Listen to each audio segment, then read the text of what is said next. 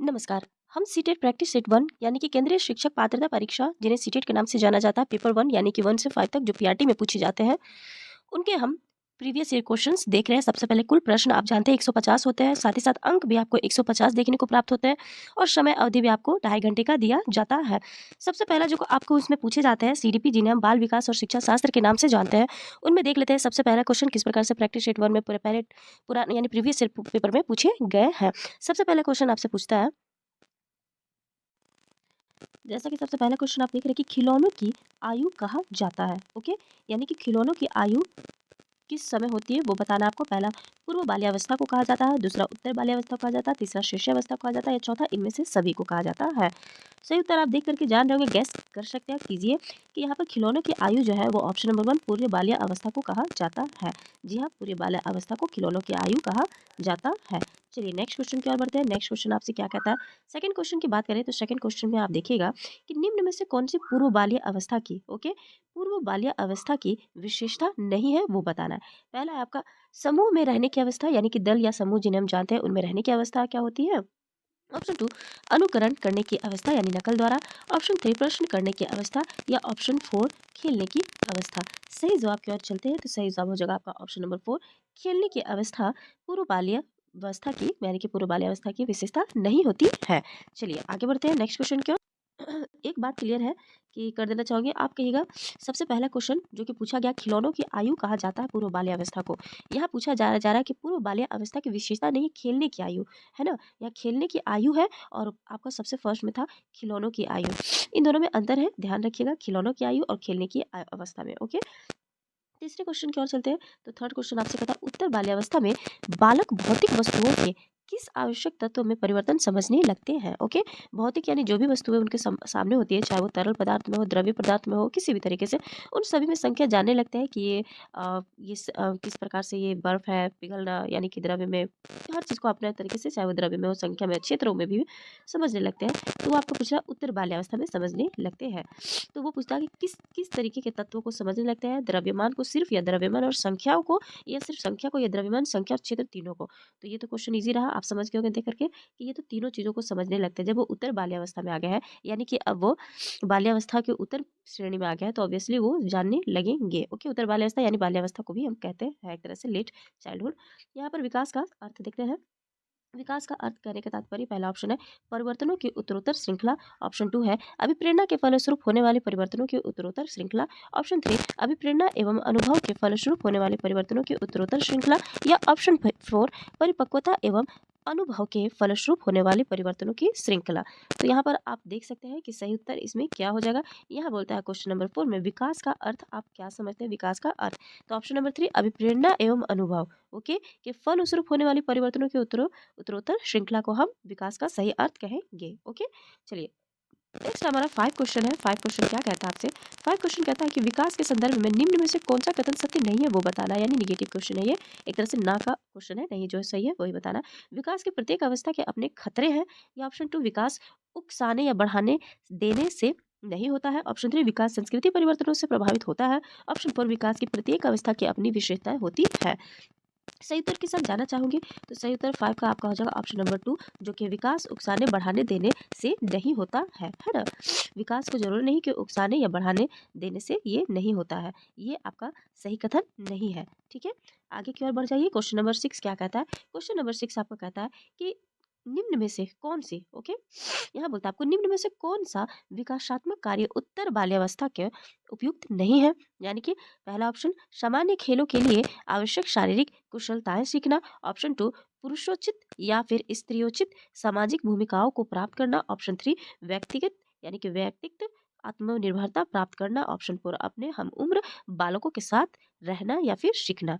तो इनमें से जो सही जवाब क्या होगा, तो वो आपका पूछेगा कि इनमें से विकासात्मक कार्य उत्तर बाल्यावस्था के लिए उपयुक्त नहीं है, वो देखेंगे। तो जो उपयुक्त नहीं है वो होगा ऑप्शन नंबर 2 पुरुषोचित या स्त्रियोचित सामाजिक भूमिकाओं को प्राप्त करना, यानी कि जेंडर वाइज से प्राप्त करना, ये सही चीज नहीं है। ओके, नेक्स्ट क्वेश्चन के देखिए। क्वेश्चन नंबर 7 आपसे क्या कहता है, सामान्य परिपक्वता यानी कि सामान्य परिपक्वन से पहले ओके प्रशिक्षित प्राप्त क्या मतलब करना प्राय। तो यहाँ पर सामान्य परिपक्व से पहले प्रशिक्षित करना प्राय ऑप्शन नंबर 1 यानी सामान्य कौशलों के निष्पादन के संदर्भ में बहुत लाभकारी होता है। ऑप्शन 2 कुल मिलाकर हानिकारक होता है। ऑप्शन 3 दीर्घकालीन दृष्टि से लाभकारी होता है। ऑप्शन 4 लाभकारी हो या हानिकारक, यह इस पर निर्भर करता है कि प्रशिक्षण में किस प्रकार की विधि का प्रयोग किया गया है। तो आप सही जवाब गेस कीजिए। सही जवाब जो होगा क्वेश्चन नंबर 7 का, वो हो जाएगा ऑप्शन नंबर 4, लाभकारी हो या हानिकारक, यह इस बात पर निर्भर करता है कि प्रशिक्षण में किस प्रकार का विधि का प्रयोग किया गया है। ओके, चलिए आगे बढ़ते हैं, निरंतर आगे इसी तरीके से बढ़ते हैं। 8वां क्वेश्चन कहता, 5 वर्ष का राजू अपनी खिड़की के बाहर तूफान को देखता है। बिजली चमकती है और कड़कने की आवाज आती है। राजू शोर सुनकर उछलता है। बार बार यह घटना होती है। फिर कुछ देर शांत के पश्चात बिजली कड़कती है। राजू बिजली के गर्जन सुनकर उछलता है। राजू का उछलना सीखने के किस सिद्धांत का उदाहरण दे रहा है। ओके, यानी क्वेश्चन आपसे यही कह रहा है कि बिजली कड़क रही है, राजू उछल रहा है, बिजली कड़क रही है, राजू उछल रहा है। जब जब वो हो रही है हादसा, तब तब वो उछल रहा है। तो ये जो बार बार प्रतिक्रिया, मतलब बार बार हो रही है पुनः पुनः, तो ये जो उछलना सीखना, ये किस सिद्धांत को उदाहरण बताता है। ऑप्शन ए शास्त्रीय अनुबंधन है। ऑप्शन बी क्रिया प्रसूत अनुबंधन है। ऑप्शन 3 प्रयत्न एवं भूल, या ऑप्शन 4 इनमें से कोई नहीं। तो वो बताना आपको कि क्या हो जाएगा। तो यदि क्वेश्चन नंबर 8 की बात करें तो वो हो जाएगा ऑप्शन नंबर 1, यानी कि शास्त्रीय अनुबंधन। ओके, शास्त्रीय अनुबंधन, ये ये उछलना सीखना और ये बार बार प्रतिक्रिया जो चल रही है, वो ऑप्शन नंबर 1 के साथ ही होगा। क्वेश्चन नंबर 9 की और बात करें, क्वेश्चन नंबर 9 आपका बोलता है सकारात्मक दंड का निम्न में से कौन सा उदाहरण है। ऑप्शन ए मित्रों के द्वारा उपहास करना। ऑप्शन 2 मित्रों के साथ समय बर्बाद करना। ऑप्शन 3 बिन मेक निकालना बंद करना। ऑप्शन 4 इनमें से सभी। तो जो सही जवाब हो जाएगा वो हो जाएगा आपका क्वेश्चन नंबर 9 का ऑप्शन नंबर 1, मित्रों के साथ उपहास करना। ओके, ये दंड का निम्न में से उदाहरण है। चलिए नेक्स्ट क्वेश्चन क्या होना चाहिए, क्वेश्चन नंबर 10। क्वेश्चन नंबर 10 में आपसे क्या कहता है निम्न में से कौन सा कथन अभिप्रेरणा एवं प्रक्रिया के संदर्भ में उपयुक्त नहीं है। Option number 1। Okay, option number 1 आपसे क्या कहता है कि यह व्यक्ति को लक्ष्य की ओर ले जाता है। ऑप्शन नंबर 2 कहता है यह व्यक्ति के शरीर आवश्यकताओं की संतुष्टि करता है। ऑप्शन 3 है यह मनोवैज्ञानिक आकांक्षाओं को प्राप्त करने में सहायता करता है। ऑप्शन 4 है यह व्यक्ति को अप्रिय स्थिति से दूर रखता है। ओके, तो यहाँ पर आपको कथन अभिप्रेरणा एक प्रक्रिया के संदर्भ में यह उपयुक्त नहीं है, तो वो बताना कौन सा उपयुक्त नहीं है। तो जो नहीं है वो है आपका ऑप्शन नंबर 4, कि यह व्यक्ति के अप्रिय अप्रिय स्थिति को दूर रखता है। इसलिए ये सही उत्तर नहीं है। अभिप्रेरणा एक प्रक्रिया के संदर्भ में किस चीज का उपयुक्त नहीं है वो बताना है, तो ये इसी चीज में नहीं है। ओके, क्वेश्चन नंबर 11 में देखिए क्या कहता है, किसी उद्दीपन के निरंतर दिए जाने के व्यवहार में होने वाले अस्थायी परिवर्तन क्या कहलाता है। ऑप्शन नंबर 1 अभ्यस्तता कहलाता है, अधिगम कहलाता है, या अस्थायी अधिगम, या फिर अभिप्रेरणा कहलाता है। तो सही जवाब की ओर बढ़ेंगे। सही जवाब हो जाएगा आपका ऑप्शन नंबर 1। ओके, वो क्या कहलाता है, अभ्यस्तता कहलाता है। चलिए 12 क्वेश्चन नंबर आपसे क्या कहता है, 12 क्वेश्चन कहता है कि विद्यार्थी की अभिवृत्तियों में परिवर्तन के लिए निम्न में से किस विधि का प्रयोग अध्यापक को नहीं करना चाहिए। क्या करना चाहिए, नहीं करना चाहिए। पहला ऑप्शन आपका कहता है दबाव से किसी बात या विचार के लिए राजी करना। ऑप्शन 2 कहता है किसी विचार को दोहराना अथवा दृढ़ता पूर्वक व्यवहार। ऑप्शन 3 किसी प्रशासनीय व्यक्ति के द्वारा समर्थन एवं स्वीकृति। चौथा कहता है संदेश के साथ सहचार्य यानी कि स्थापित करना। तो बाकी सब तो पॉजिटिव है, एक सिवाय निगेटिव के। तो इसमें हमें पूछता भी है कि क्या चीज नहीं करना चाहिए, वो है ऑप्शन नंबर ए, दबाव किसी भी बात का विचार का राजी नहीं करना चाहिए। यही सही उत्तर हो जाएगा।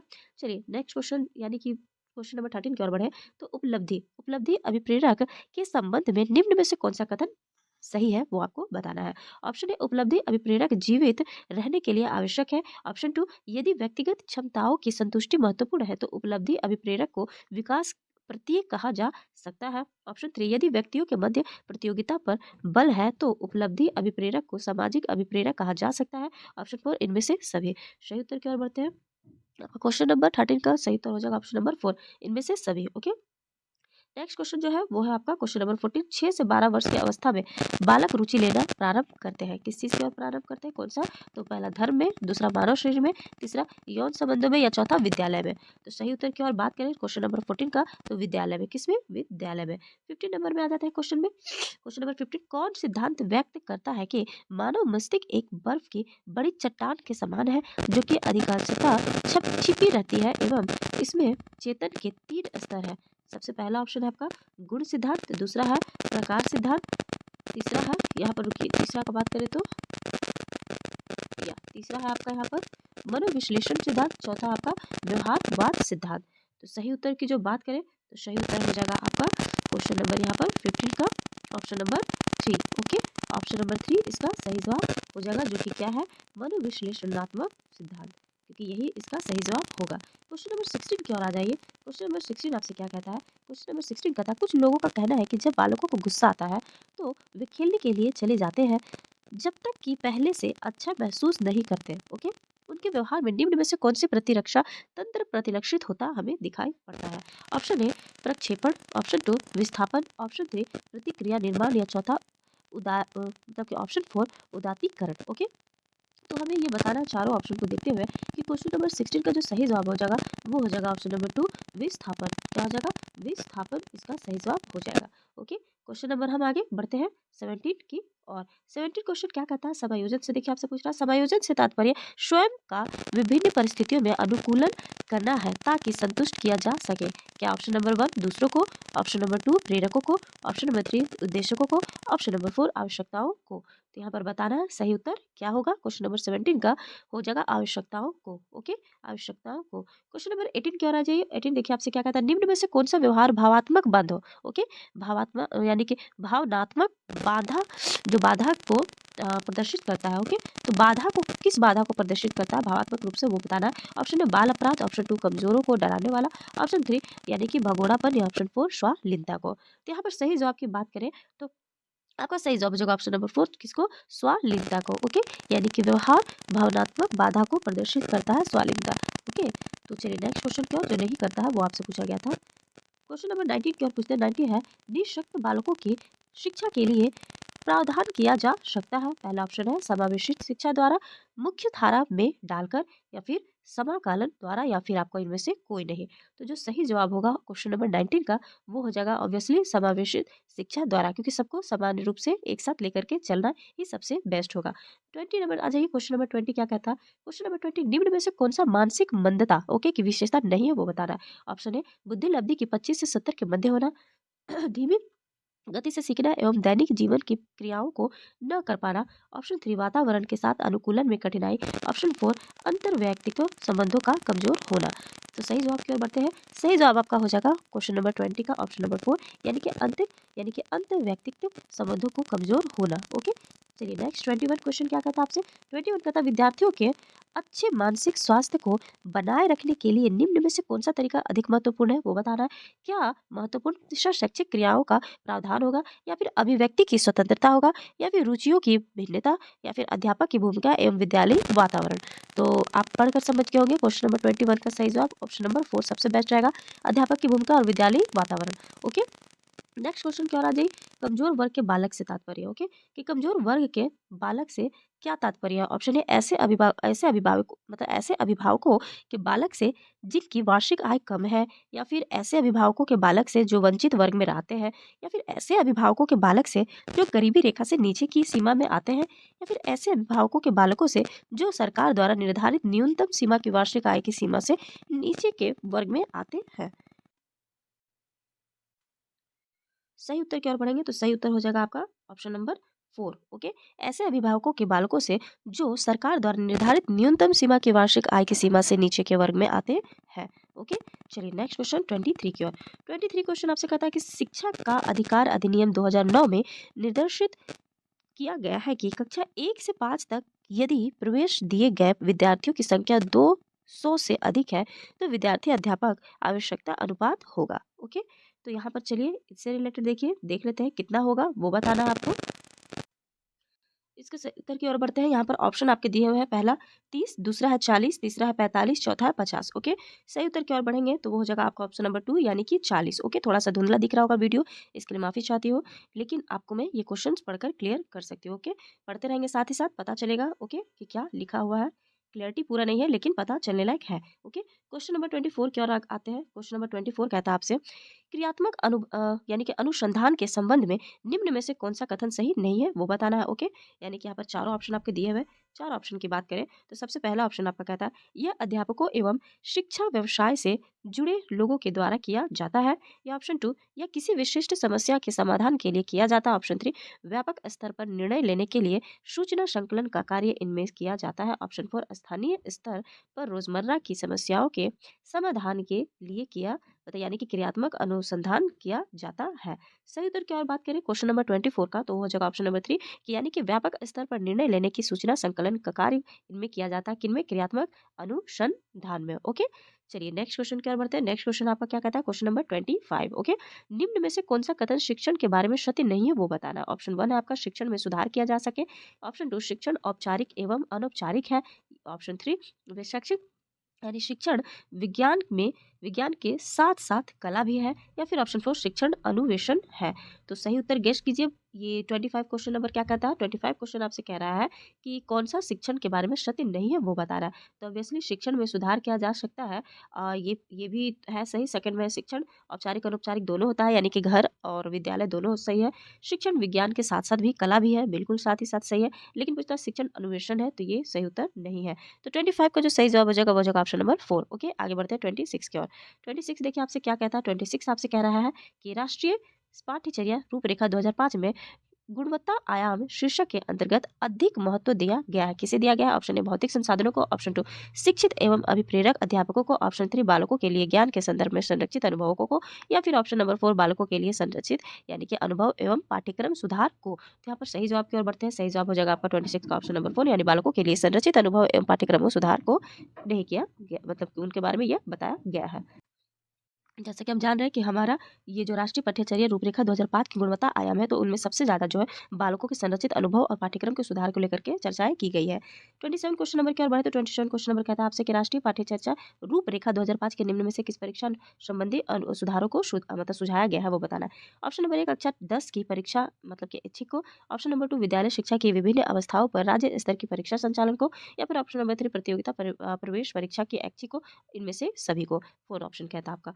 तो इनमें जो सही जवाब हो जाएगा 27 का ऑप्शन नंबर 1 सही होगा, कक्षा 10 की परीक्षा ऐच्छिक को। ओके, ये राष्ट्रीय पाठ्यचर्या रूपरेखा 2005 में मतलब कि वहाँ के 10th की परीक्षा ऐच्छिक को संबंधी सुधारों को सुझाया गया है। नेक्स्ट क्वेश्चन 28 का था आपसे कि दबाव को कम करने एवं परीक्षाओं में सफलता के लिए आवश्यक क्या है वो बताना है। ओके, सो क्वेश्चन नंबर यदि हम 20 तो यहाँ पर हम बात करें कि क्वेश्चन नंबर 28 की बात करते हैं, तो उसका ऑप्शन नंबर यानी कि दबाव को कम करने एवं परीक्षाओं में सफलता के लिए आवश्यक है। ऑप्शन नंबर 1 कम अवधि की परीक्षाओं में अंतर। ऑप्शन 2 विद्यालय शिक्षाई के विभिन्न चरणों में परीक्षाओं का आयोजन। ऑप्शन 3 वार्षिक एवं अर्धवार्षिक परीक्षाएं। ऑप्शन 4 विभिन्न प्रवेश परीक्षाओं के लिए विभिन्न एजेंसी की स्थापना। सही उत्तर की ओर बढ़ जाते हैं। सही उत्तर जो हो जाएगा वो हो जाएगा आपका क्वेश्चन नंबर 28 का ऑप्शन नंबर 1 यानी कम अवधि की परीक्षाओं में अंतर, है ना, यानी कि अंतरण यानी कि वही। तो ये आपका सही जवाब हो जाएगा, यानी कि दबाव को कम करने एवं परीक्षा में सफलता के लिए आवश्यक होता है। क्वेश्चन नंबर 29 की ओर बढ़ जाते हैं। 29 क्वेश्चन आपसे कहता है माय फ्रेंड्स की मूल्यांकन का उद्देश्य है। क्या उद्देश्य है? क्या ऑप्शन नंबर 1 बालकों को धीमी गति से सीखने वाले एवं प्रभावशाली बालकों के रूप में लेबल करना सही होगा। या ऑप्शन नंबर 2 जिन बालकों को उपचारात्मक शिक्षा की आवश्यकता है उनकी पहचान करना। या फिर ऑप्शन नंबर 3 अधिगम की कठिनाइयों व समस्याओं वाले क्षेत्र का पता लगाना। या ऑप्शन नंबर 4 उत्पादक जीवन जीने के लिए शिक्षा किसी सीमा तक तैयार कर पाई है, इसका पुष्टि यानी कि पुष्टि पोषण प्रदान करना। सही जवाब की ओर बढ़ते हैं, यानी कि क्वेश्चन नंबर 29 का तो ऑप्शन नंबर 4 हो जाएगा, उत्पादक जीवन जीने के लिए शिक्षा की सीमा तक तैयार कर पाई मतलब कि सीमा कर पाना। और सही उनका यानी कि पुष्टि पोषण प्रदान करना। नेक्स्ट जो लास्ट होगा हमारा क्वेश्चन नंबर 30। अभी थोड़ी प्रॉब्लम हो रही होगी देखने में भी। और क्वेश्चन नंबर 30 देखिए प्राथमिक विद्यालयों के बालकों के लिए निम्न में से यानी कि किसे बेहतर मानते हैं, यानी इनमें से आप किन्हें बेहतर मानिएगा। क्या उनमें से आप ऑप्शन नंबर ए वीडियो अनुरूपण को बेटर मानिएगा, या फिर प्रदर्शन को बेटर मानिएगा, या फिर स्वयं के द्वारा किया गया अनुभव, या फिर इनमें से सभी। तो ऑब्वियसली आप एक ही नज़र में इसे पढ़कर समझ गए होंगे कि जहाँ पर लिखा हुआ स्वयं के द्वारा किया गया अनुभव वो सबसे बेस्ट होता है, क्योंकि उनसे हम सीखते भी हैं और खुद का अनुभव के द्वारा भी बहुत कुछ जानना ईज़ी हो जाता है, बहुत आसानी तरीके से सीखने में हेल्प मिलता है। और ये तो स्पेशली प्राथमिक विद्यालयों के लिए पूछा जा रहा है ना, तो प्राथमिक विद्यालयों के लिए इससे बेटर कोई जवाब हो नहीं सकता। माय फ्रेंड्स ये रहे आपके आज के सीडीपी के 30 क्वेश्चंस। आई होप आपको ये प्रीवियस ईयर पेपर से कुछ हेल्प मिले और आने वाले पेपर के लिए बिल्कुल ये हेल्पफुल रहे। इसी उम्मीद के साथ नेक्स्ट वीडियो पे हम मिलते हैं। ये वीडियो देखने के लिए आपका बहुत बहुत धन्यवाद।